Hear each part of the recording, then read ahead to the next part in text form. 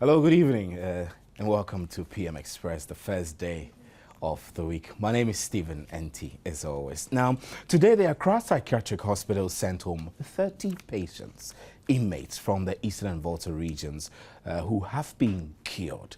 These patients had been abandoned by their families despite receiving full treatment.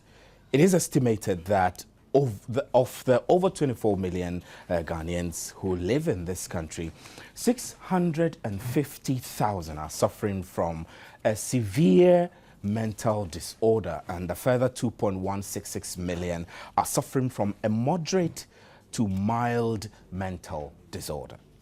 Research also reveals that 49 out of every 50 with mental health problems do not receive any treatment, while there are hardly any services for children. The majority of care is provided through specialized psychiatric hospitals close to the capital and servicing only a small proportion of the population.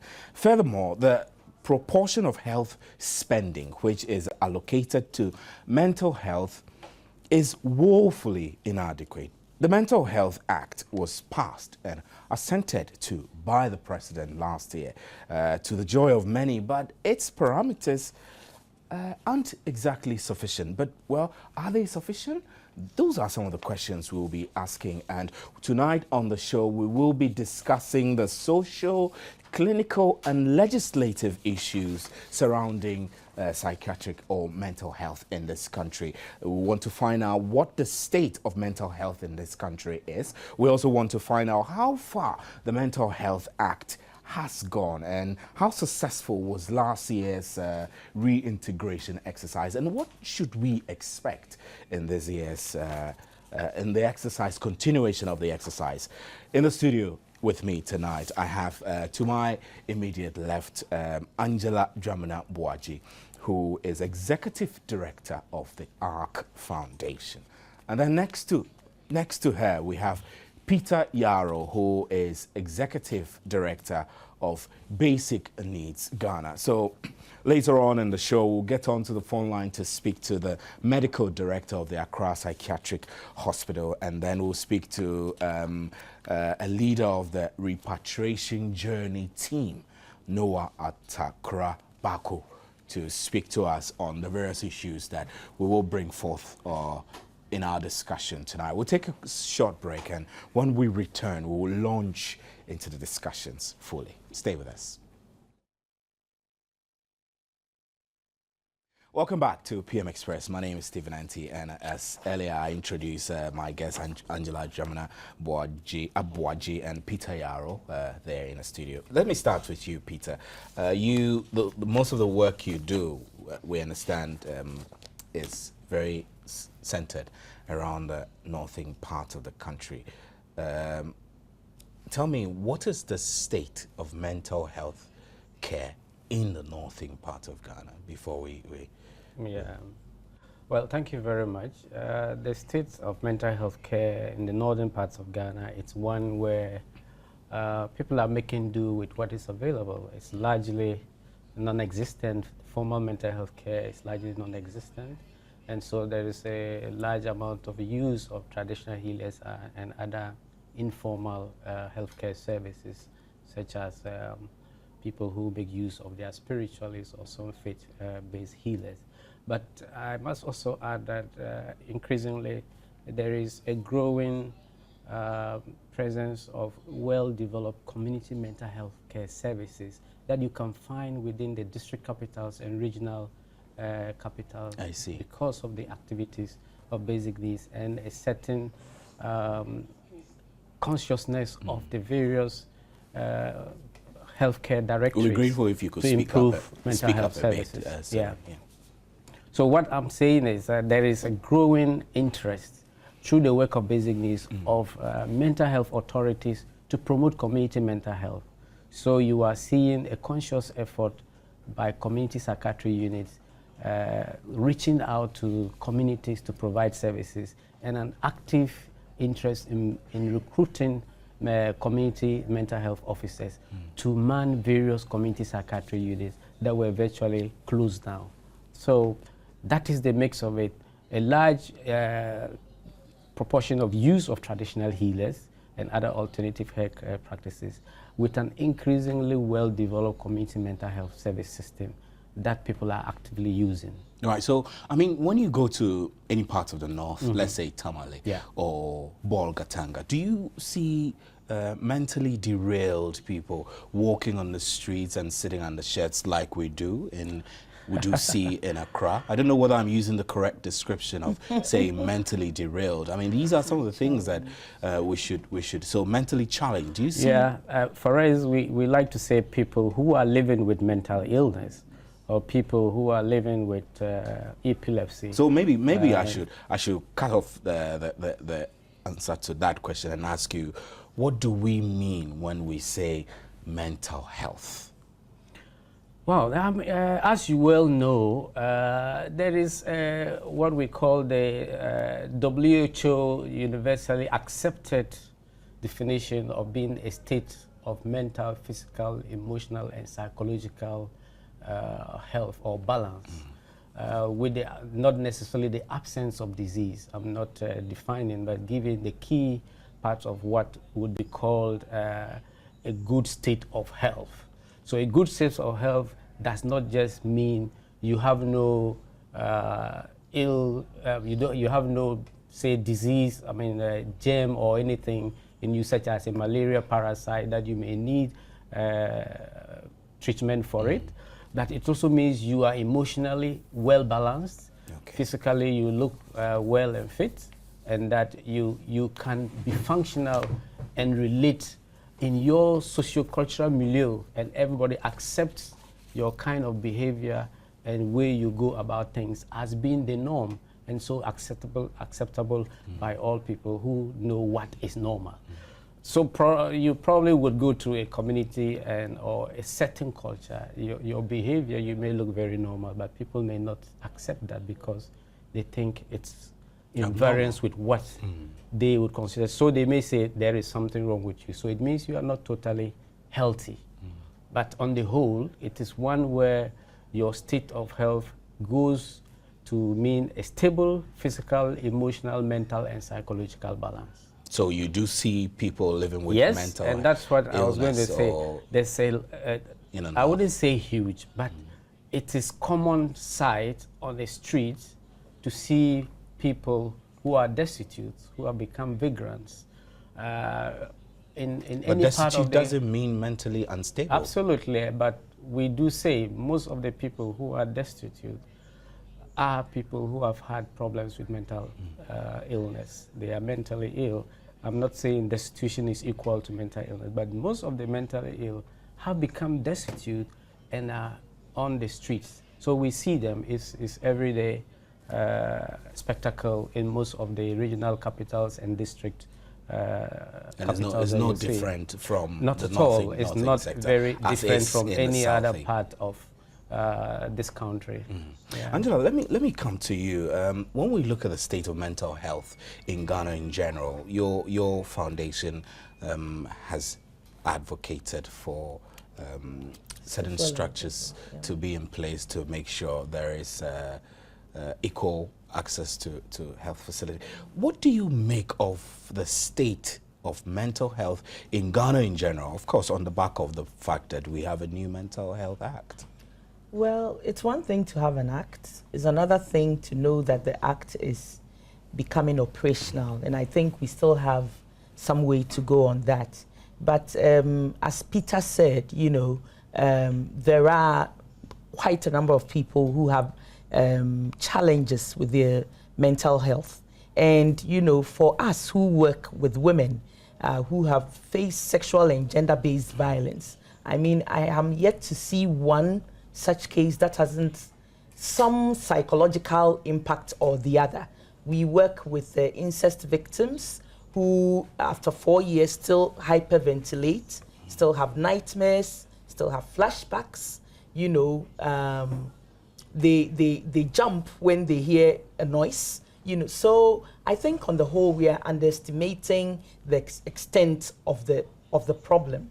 I mean, there are quite a number of people who look very normal, and many people do not know that they have had their own challenges with mental health. I am an example. I have been a mental health survivor, you know, and you'll be surprised. What exactly did you survive, really? I mean, survived depression, what were your, and obsessive compulsive disorder for close to 3 years. I see. And so, you know, people have a certain picture of somebody who is not in a state of health, as described by Peter, you know, but if we underestimate the problem, in 2020 to 2025 and so on, we will be getting a huge population because of factors of migration, of poverty, of social conditions, stress at work, traffic, everyday survival issues really can cause us issues. huge depression. Exactly, and that's why it is important for the country to pay attention to mental health. We are happy the Mental Health Act is now here, but you know, we don't want to say, for example, that the Domestic Violence Act has been passed since 2007, but we are having major issues with its implementation. And we know that the Mental Health Act will need serious money. No two ways about that. The fact that we're trying to bring it down to the communities, you know, and make sure that we have community response systems means that we must back it with some serious resources. And it is necessary for us to be mindful of the fact that the challenges of present day living will let a lot more people face mental health issues, which needs to be taken into consideration. So if you're destitute, you are sure that without these structures and systems, it's going to be tough. So you would say we have a long way to go to make the act become meaningful to our health structure. We do. We have how many psychiatric hospitals? 3. But it's true that we want to make it more community-based now, so that the psychiatric hospitals will become like specialized centers and so on. That needs resources, that needs some infrastructure, that needs changes to the way we have done things over the past years. You know, we operated an act that was inherited from the British system. And if you look at the way we institutionalize people who have mental health challenges, it just shows you that we have the dungeon institutionalization, medicalization frame of mind when we are looking at mental health. When people actually need to be close to their families, close to their support systems, close to their communities, engaged in everyday life. To aid quick recovery. Exactly, you know, to aid. And because I have the experience, I know that it's when I had family and friends and, you know, connected to my church community and all of that. And that's because I'm a privileged person, you know. I could go on the internet and find out more about what I was suffering and all of those things. But you can imagine that if you don't have these facilities, even I suffered, I mean, from the institutional thing, how much more somebody who does not have the level of education I have, the level of support systems that I have, and so on and so forth. Right. So Yaro, let me come to you. Yeah. I mean, listening to Angela and seeing that we have a Mental Health Act, do you think we needed the Mental Health Act in the first place? Absolutely. We needed it. And it was probably long overdue for Ghana to have one, in the sense that, as Angela talked about, we're using very old legal frameworks where, as a result of medical advancements, more improved understanding of what mental illness is, the social dimensions of care and support, and proven interventions that have increased stabilization and functioning of people with mental illness have shown that we needed to move on than remain in the 1972 decree. You well know that things that were, even clothes that were worn in 1972 are probably not worn, and even if they are worn, they have been reconditioned in a way to remain in vogue. So it was long overdue for us to have this law, because there was enough evidence, well-documented clinical trials, epidemiological studies that showed cost-effective interventions to dealing with mental health. So there was ample evidence across the world in cost-effective settings for low-income countries to use very effective community-based resources that can help integrate mental health services. If you care to know, in Italy, they reduced the use of asylums probably way back in the 60s. So there is enough to show that we can move away from mental hospitals and go community-based. And the law came at the right time because that's what it seeks to do, as Angela has right. So explained. Seeks to do. What else does the law seek to do, really? The law, one what important purpose thing, does it serve? it serves a purpose of putting in place a legal framework where people don't depend on, I think we've overused whims and caprices, but people don't depend on what they think should happen to mental health and do it, but that there is now a legal framework within which you have a certain responsibility to deliver because the state has assented to it and requires of you to do it. So if you are a medical director or you are a CEO of an entity, an institution, or be you whatever you are called, you will not say, well, I think I need to deal with these people because they are pitiful, but because the state requires of you to deliver. And so they also, as citizens, have certain rights that they can claim within the legal framework. You know, that is what the law would do. And if you have followed it and have gone through it, the law also has broadened to looking at issues of medical care, to including our own traditional and alternative practices that the medical system tend to have, if not neglected, have not effectively galvanized to effectively address issues. We hear people say, oh, prayer comes, traditional healers. Whatever happens, they would be used.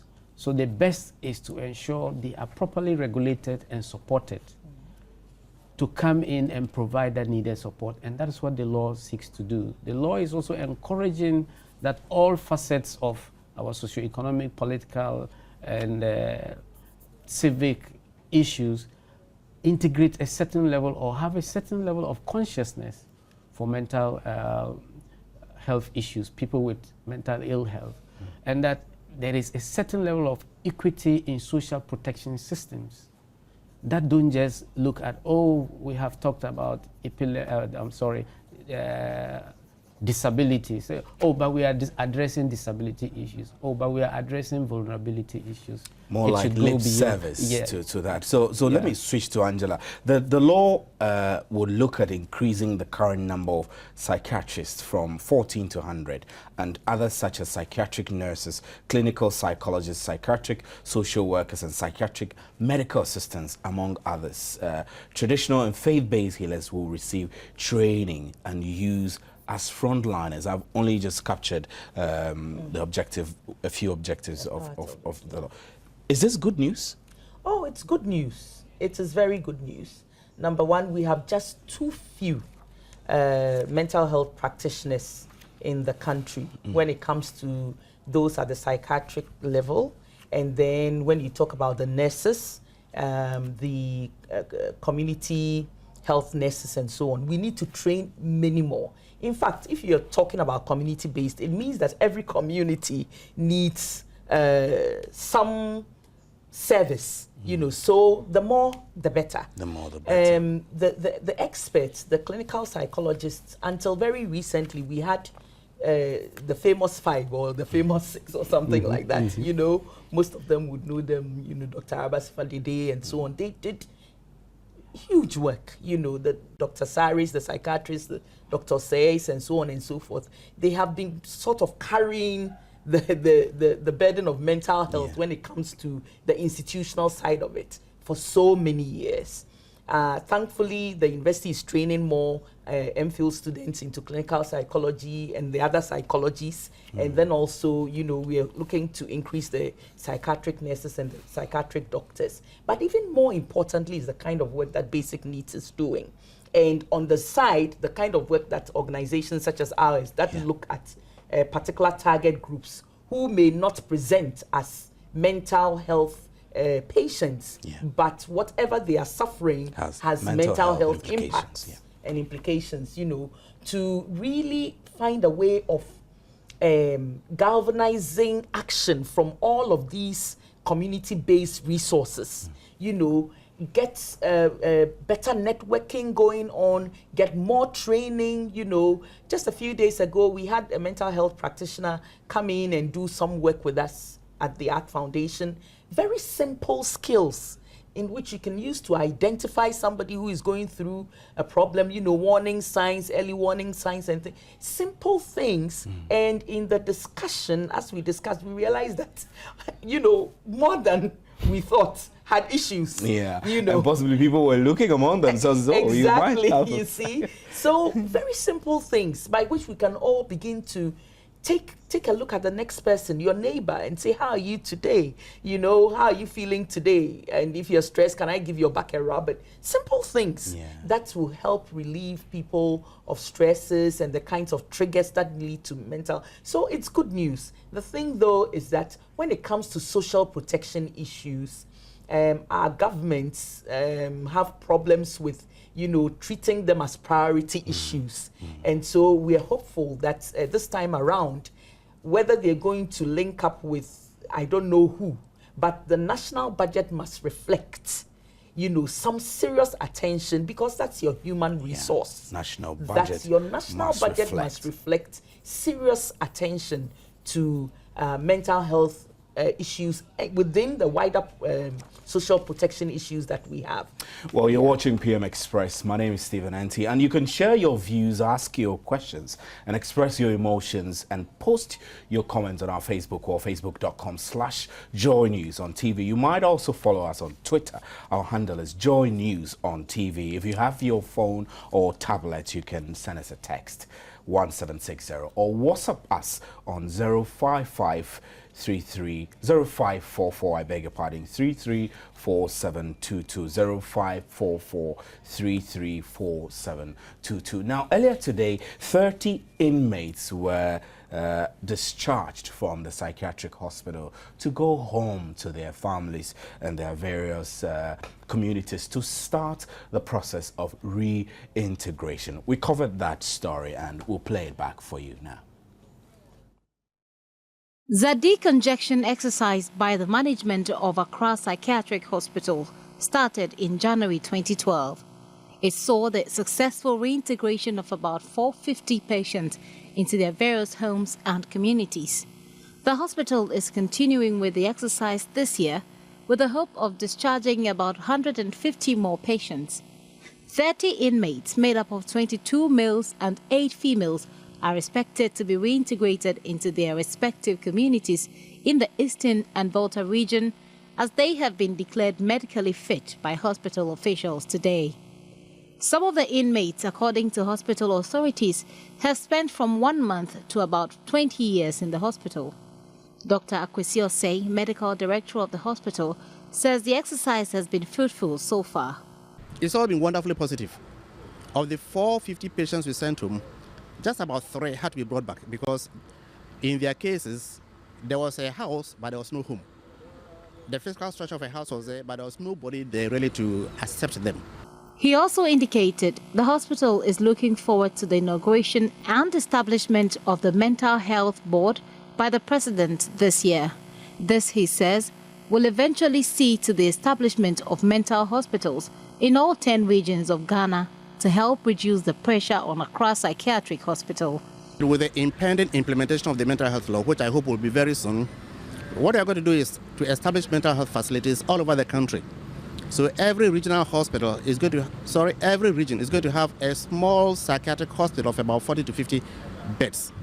In that case, patients will not need to travel all the way from Tatale, Tumu, wherever, to come to Accra, Ankafulle, and Pantan. We want to treat people as close to their home as possible. We call that the least situation of least restrictive environment. And that's what we are doing. So just as we are sending the patients home, we will then be sure that we will have our staff in the community to attend to them. Admittedly, now we don't have the psychiatric hospitals, the facilities there. But eventually what we're doing is that every regional hospital and every district hospital should be able to attend to psychiatric patients so that we will be we will integrate mental health care into the community and a decentralized mental health care all over the country. He appealed to the general public to accept discharged inmates to aid proper reintegration with their families. Say that relatives should not be afraid of them. Very often, that is what brings about stigma. They are afraid, they don't know what will happen. They are well, and all that they need to do is to continue to let them feel welcomed and let them feel at home. And then they'll be happy. But if you shout at them, what you call high emotional expression, they laugh and you say their illness has come back, they whip, you say their illness has come back, that is not right. Everybody is entitled to be happy and is also entitled to be sad. So they can be sad, they can be happy. It does not mean the illness has come back. Gloria, Lydia, and Hassan, who were inmates at the hospital, shared their experiences with Joy News. I'm 21 years. I come from Volta region, Angloga. I'm okay. You're okay? Yes, ma'am. I'm very excited and I wish all the patients in quick recovery. I'm from Pampram. I had a little bit headache, so now I'm okay. I did for Kofodra. My family all did for Kofodra. Yeah, okay, yeah, but it's the same hot on it. With a 600 capacity of patients at a time, the Accra Psychiatric Hospital admitted about 3,921 mentally challenged patients in 2012, compared to 3,596 admissions the previous year, 2011. Welcome back to PM Express, and tonight we're discussing the mental state of Ghana. You saw earlier in that story about the 30 inmates being discharged actually to go home and start the process of reintegration with their family. We have on the line now Dr. Akwesi Osei, Medical Director at the Psychiatric Hospital here in Accra, to have a chat with us on the progress so far. Good evening, sir, and thanks for joining us on PM Express. Good evening, but could you speak louder? Your line is straight. Right, that's right. Can you hear me now? Better. Great. So I'm saying that this reintegration exercise that you have started, when we look at the fact that you discharged some people last year and then you're discharging some more, 150 more, you hope to discharge 150 more this year. How would you say the success rate, what would you say the success rate has been? Well, thank you very much. It's really been very successful. Of the 450 patients we sent to, it's only just about 3 that we needed to send them back to the hospital. All the others were taken back by their families. They are reintegrated into the family, and the family, they are happy to welcome them. And they are really doing very well. Every month they come back for review, and they're doing very well. So it's been a successful operation. Now, reintegration, is it not dangerous for the hospital, Accra Psychiatric Hospital, to discharge inmates of the facility, some of whom have been there for 20 years, to return to their family? Is this not dangerous to the community they're going into and to themselves also? Well, the point is that we've already discharged 450, and we have the experience of success behind it. So they've gone there, they've not posed any danger to the society, they're doing very well with them. And even there is really no reason to think that they'll be dangerous. These are people who came because they had mental illness and they have been treated as a mental illness. It does not mean it's completely gone, depending on the individual, the situation. But they are well enough to be at home to continue their medication, at least for some. For others, they are completely back to their normal self. So really, there is no danger. Right. It's like you go to a hospital for treatment for your malaria or pneumonia, you are well. You go back home, there's no danger. So in the same way, it is with the patient. Right, Dr. Say, we'll hold you there, and then we'll come back to the studio for discussion on this. Angela, you have worked with mental health patients. Does reintegrating them into the society cause more harm than good? Well, I won't say I've worked the way Dr. Say has, or yeah, exactly. maybe even Peter here. Yeah. But, yes, I've had contact with many people, and especially now, even more so. I think it's the best. you know, because people are afraid of what they don't know. But if I'm sitting here with you chatting and so on and so forth and tell you I'm a mental health survivor, I'm a mental illness survivor, you'd say, oh, I don't believe You it. don't look like I don't really. look like I'm. And you're a successful lawyer and all of that. And all how of that. Could you, how could you have been depressed, really? Exactly. I will ask that. Well, that's the That's next the question. Yes. But what I'm trying to say is that I think it's the best. You know, it's like it's a disease of the mind. Just like, you know, you get a bug in your system, something's misfiring in your brain, or, you know, going haywire or something. They have the drugs to do it and the counseling to go along with it, and there are all kinds of different therapies. You're taking through all those things, you're well, you need to go back home. You need to go back home. The home. only thing is that our society does not understand different. So, for example, we hear of stories where people are killing children who are born with acephalous, you know, looks, you know, they have a huge head because there's some liquid in the brain that can be drained and the child can be, we are killing them. You know, we are not friendly to people who have physical and other disabilities. You know, we don't take care of them as much as we should. And especially when it is about mental illness, because of our worldview as Africans, and because we are also a very religious population, whether it's traditionalist, Christian, Muslim, extremely religious, we tend to see things from very, as we'll say in Hushus, you know, ways. Yes, as a Christian, I know everything. Exactly. As a Christian, I know that there are spiritual aspects of our lives. Okay, so you can be affected spiritually, but there are the physical things and the psychological things that can be tackled. Dealt with. Peter, if you know? look at the fact that society couldn't handle them at first time, that's why some of them have been in the psychiatric facilities for 20 years. How is it possible that this same society will accept them when they're returning? Well, there is no harm in trying. And let me just start by saying, we all know the saying, home sweet home. I don't think most of the people who are in the mental hospitals were getting the best of the home care and support and comfort and sense of freeness to roam about, to interact with family members. Yes, they might have come to meet other people receiving treatment and they've had to bond with them. But they are not their biological siblings, they probably are not related to them. So the sense of going home should be one of excitement. That should be welcome, even you can really. see students who are in secondary school when they vacate, it's a joy.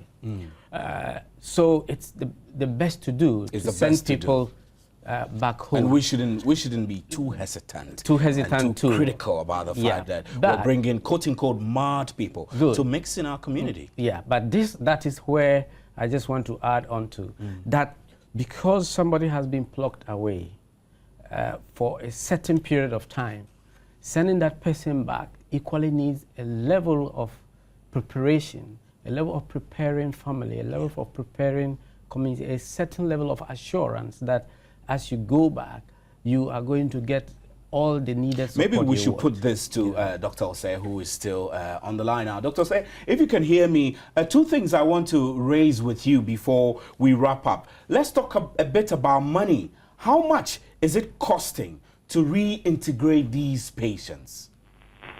Well, anytime we send patients home, we spend about 4,000 to 5,000 Ghana cedis. And that is the cost of fuel, cost of per diem, the staff, cost of feeding the patients on the way, and all those things. So it comes to 4,500 patients for all the 30 patients today, for instance, that we are sending them. But eventually when they get there, then they become the responsibility of their family to take care of them. What about preparing the patients, the inmates who are now returning home? Peter in the studio here is saying that a lot of preparations have to go into this before you just take the inmates to their families. What do you do in preparing the families and the communities to receive these inmates? Well, the point is that we are not in an ideal world where we can get everything in the ideal way. So we make the best out of the circumstance. And the best out of the circumstance is that indeed we talked to them earlier, and in fact earlier I heard Peter say that they would even be excited going, and they really are excited going. All of them, maybe just one or two, as an exception, all of them are really excited to be going home. And while here, we have been tracking them, so to speak, getting them to understand. They are also watching TV, they are reading news, everything, so they know what is going on outside there. So it's not like these are people who were come somewhere outside civilization and suddenly they are being released Right. to society. No, they have been more or less part of the society. Some could go out of the hospital, walk about and come in. So really, it's like a not process. Right, so, I also agree yeah. that ideally, as I said, you would have had what God, where they could be taken there for special scale training before they go. In the absence of that, the first circumstance that we have is still very good. And as I keep saying, we have the experience of 450 people that have already sent home, and it has been it's not been eventful, it's been very smooth. Right, so this 4,000 or 5,000 cedis per patient or inmate you discharge, who bears that cost? So 4,000 to 5,000 general citizens, the hospital bears it. Because at the end of the day, it is cheaper than keeping them here and spending more money on them on feeding. Right. What about continuous expenditure? I mean, after you've sent them, would you be monitoring their welfare and also still spend money? Well, we have community psychiatrists in the community already, who, whether we send these patients there or not, they're already in the community. Right. So it's not like we are going to spend extra money to monitor them. Right. So if we look at the fact that this year alone you are budgeting or you are planning to send home 150 inmates, it will be a lot of money to be paying to make sure that these inmates or these recovered inmates or cured inmates, I want to select my words carefully. I mean, this will be a lot of money. Tell me about the state of the Accra Psychiatric Hospital financially. What is the financial state of the Accra Psychiatric Hospital? The financial situation is not good. That is even the whole reason why we continue to embark on this exercise, so that the few patients who made it, whatever little money we have, will then be able to take care of them. Just to give you an idea, the last time we had money from the government was last year, September. So as of now, we are really living on the benevolence of food suppliers and contractors. And anytime they decide that no, they can't continue to give us money supplies on credit, then we are down to zero. That's the situation. But I'm hoping that now, anywhere from now, you will get money from the government. Thank you very much, Dr. Osei, for Thank making you, time to speak with us on PM Express. Dr. Akwesi Osei is the medical director of the Accra Psychiatric Hospital. So a quick one before I go to read some messages. Yaro, should we look at other sources of funding at all? Because it does appear that it's a lot of expenditure for the even sending home inmates alone is huge. And if the hospital, I mean Accra Psychiatric Hospital, Ankafo, and the other hospitals are not receiving sufficient funding, perhaps we should be looking elsewhere. Yeah, I mean, why not? We should explore all other ways to do it. And as I sit here, I could say probably one way could be first trying out the families to say, look, they are well, could you come for them? I saw on the bus some mattresses. I don't know whether it's as they go along. If it's that they are sending them with some little bedding, then you would get the kind of costs that doctor is mentioning about. And probably they have had to make a choice, as he rightly said. Should we send them off with this amount and know that we can have good numbers to manage, or have them and probably spend 3 times 4,000 to keep them in the hospital even though they are well? I think that's the opportunity cost or kind of they have had to take for and to cut their costs. Kind of, but I would want to see a situation where they ask families to come, and we shouldn't also oversimplify it. That, well, it's like any other person. You come to the hospital, you get well, and so why should going back be an issue? And you also find out that for most people who go to hospitals, if they have spent so three months let me or the get you rest, right. I mean, what you're suggesting is that we should, I mean, as a country, be also looking at the families bearing the cost of receiving their inmates rather than all of it going on to the states. Rather than the hospital having to take the little resources they have to say, look, from our point of view, they are well, probably you are not coming forward. I think last year they did mention that 1 or 2 families did come for them. It should be continued and proactively invite families to come for them. I was going to add that the situation where in other physical conditions you are admitted for 3 months, for a year, and when you are discharged, you find your own way home. Nobody gives you money to go home. Yes, we had situations where people were detained because they didn't pay bills and they had to stay. But if you are discharged, yes, you tell people, I'm coming home, and they either come for you or whatever. So this is a bit of a special situation, and that is where we may say other benevolent entities that want to contribute to supporting the, I would not say repatriation, but the reunification of these persons that have been under treatment, their families and communities, should be encouraged. If it's a transport company that wants to say, all right, I apply Volta region, I can make a bus available, and families should also actively prepare to come and say, we are happy to take our relation home. Could do a lot to cut their costs and also enable them run. Right, thank you, Peter. Let me now read some of your messages that have been coming in. Dangmo File Kasim, I wonder if I pronounce your name right. Better late than never. What sort of middle-income nation will have its streets full of mental patients? As a student of psychology, I find this most unfortunate. Angela, let me just quickly pause this reference to mental patients. What is the appropriate term we should use for people who are living with mental health? How should we call them? Actually, you just said it. People living with mental illness. Right. That's just fine. So that's better than saying mental patients. Exactly. Or and mad inmates, people. I think I use that prefer residents. Residents. Yes. Than inmates, like they're prisoners. If you're an inmate. In fact, that's what happens. There have been a lot of abuses in the psychiatric facilities where some of the mental health patients or persons living with mental health are chained, really, sometimes chained to pillars. So, I mean, which comes and stuffs. I mean, is it out of place to call them inmates, really? Well, just as Angela said, it is, and not to lessen the status of prisoners. They are like, you are calling them prisoners. Yeah. And I don't think really going into residence to receive treatment does not make you an inmate. You know? Yeah. So it's a person living or a resident who is taking treatment, right, and should be seen as such. Okay, so I'll come back to you and we'll discuss stereotyping. I mean, how as a country we should be dealing with the issue of stereotypes against our brothers and sisters who are unfortunate to have mental illness. Mohammed Ajay, you say that if you can't relate well with people around you with no good reason, then know that you have a problem.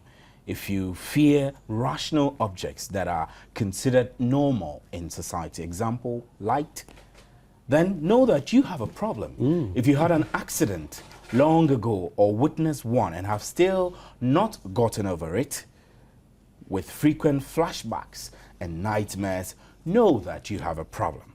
If you have apathy to do what you do on a daily basis with no physical condition, know that you have a problem. Let me take that part again. I didn't quite get that part.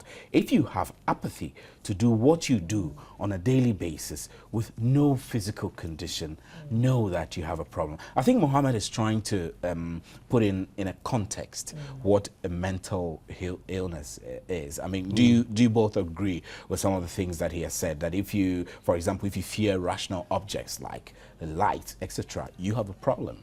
You should accept that you have a problem. Do you get a lot of people like that, Peter, in your work who have fear for rational objects, little things like pins? Absolutely.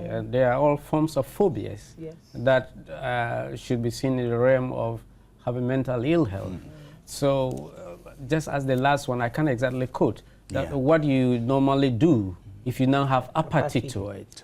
Then if you are a host and now you abhor being a host and you are not ill, then something must be wrong. Somebody should look at me and say, hey, come get what's treated. going on, you know. So I think that is what he's trying to say. So certain extreme phobias are mental conditions. And Eshon Xavier says that it's true the election has even increased the number of crazy people in Ghana. This expression, crazy people in Ghana. I know one man always talking about the election, and you can see how crazy he looks. This is rather very harsh, though. But the reality is that there are lots of people who have suffered depression or another form or the other, or have become suicidal. They want to commit suicide. There's one who committed suicide, really, after the election results were declared. Do you think that there should be a national policy to perhaps give everybody free psychiatric counseling before and during an election, Angela? Oh, well, we'll be asking for too much, really. Elections. I think generally where services are available, you know, people can go for help. You see, the thing is sometimes people don't even know where they can go for help. Where they can Some go. people are too afraid or too shy to talk about what they're going through. The embarrassment, the stigma, you know, of saying that you think you're not thinking right, or you suddenly have lost all interest in life and all of those things. I mean, and that's why mental health education is so critical. It's critical. You know, it is important for us. Look at some of the countries in the southern part of Africa when the HIV/AIDS pandemic hit, and the state decided that they were going to focus on actually educating the populace on what to do and what not to do, and how to, if you are infected, get yourself treated. And the numbers have dropped drastically. Okay, so it's something that we can do. As we talk about it on radio, on TV, in the communities, using all kinds of community systems and so on, people now realize that, look, it's not about that strange person out there. It could be your neighbor, it could be your sister, your brother, your friend. And so lots of the people who are walking around disheveled looking and all, if they had had a little bit of love, a little bit of care, a little bit of probably a drug or two, you know, a little bit of counseling, they wouldn't end up with no clothes on. There's a man in my neighborhood who I've seen for the past 4 years. I've lived in that neighborhood. When I close late, I meet him. When I come early, I meet him. And he's always walking. He doesn't show any sign of being disturbed or mentally derailed. I mean, you find him with his hands behind his back in the same clothing for the past 4 years. He just walks up and down the street. He's everywhere. Shouldn't I be worried if such a person receives mental care and is recovered and suddenly has to reintegrate back into the community? Shouldn't I have doubts, really? There's no reason why you should have doubts. Just as you would get malaria and get treated and you get well and nobody questions you, you shouldn't have any doubt. But I think even though not a medical professional, he's exhibiting certain compulsive, obsessive behavior that is associated with his condition, and I'm sure they can rightly diagnose it and give him the needed treatment. Right. Yes, sorry, you continue, sir. Yeah, so I was just saying, as you started and Angela contributed to, we often say, we those who act around the issue, say what happens around the country could also be seen to be a manifestation of the neglect of our mental state. Serious accidents, road carnage cannot be seen to be that normal. Issues about incest, abuse of children, rape, certain murder, suicide. I mean, somebody uses a bread knife to decapitate a little certain boy. Things you find a bit weird probably should be seen with the lens of the person needing some level of psychosocial support or needed a mental health care professional to help him. Quickly, we haven't spoken about the stereotype, so I want to lump it together so that as we wrap up, we will also not lose sight of the fact that we're finding it very hard as citizens to detach ourselves from the negative stereotypes of mental health. What is the way forward, Angela? Well, I think mental health education is number one. You know, just people becoming voluntarily educators once they get to learn a bit more, you know, through some training programs and so on. Because really, if you get to know something, you don't fear it so much any longer. And then, of course, being able to publicize the services that are around, okay? I think that is very, very important. Even if we don't have that many, wherever they are located, people should know that if I'm not feeling this well, if I feel like this, I can walk into this place and I would see this community health nurse or somebody to help me. You think we should run a national campaign like Absolutely. we did for HIV yes. to destigmatize the issue of mental health? And you know, probably those of us that, you know, people look at us and say, oh, everything is going so well for her and so on. But we know what we've been through. I'm happy to be faces because we need to make people understand that it can be just you. Normal people. Yes, you were asking. It just dropped from nowhere. Yeah. I didn't even expect it. You understand? So it can be just anybody. Just as you catch a bug and so on and so forth. Last, I think advocacy is important for implementation of the act. I mean, we know that if we don't do advocacy, policy advocacy, media advocacy, you know, governments tend to slide. And so we must be on their backs. Press on and make sure that the advocacy is adhered to. Alukus from Tamale, you say that the institutions responsible for quality mental health delivery need much to be desired. They need to beef up their operations for their lots of challenges ahead. They are best described as people with mental health problems. Coco from Cape Coast says that the institutions themselves have a problem. They're best described as having mental health problems. So, Peter, let's wrap up.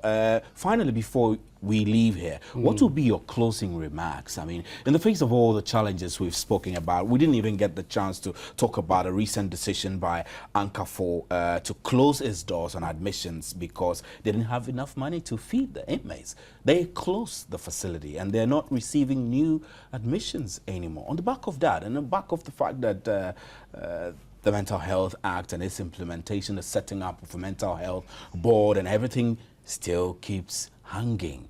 What should we do really as a nation with such a huge problem? I think we could discuss this very much at length, but I'll just say two things. One is for us to understand that we can't keep doing things the way we have done. And I always say that the current state of affairs is because we have been socialized in a certain way, and we need to change attitudes. You might have grown up thinking that mental illness is infectious, it's caused by evil spirits, it's because of somebody's bad deeds. But there is now enough evidence to show that it's not the case. So if you are in charge of an institution, leave that baggage and deal with the issue as any other development issue. Well, Peter, I'm afraid we'll not take more. I'm grateful for your time. Peter Yaro is Executive Director of Basic Needs Ghana, and Angela Dramina Abuaji is Executive Director of the ARC Foundation. We were joined on the line by Dr. Akwesi, Medical Director of Accra Psychiatric Hospital, and we're grateful for your time and your messages that came in through our text consoles and our Facebook wall. My name is Stephen Enti. Join us again tomorrow for PM Express for another interesting edition. Good night.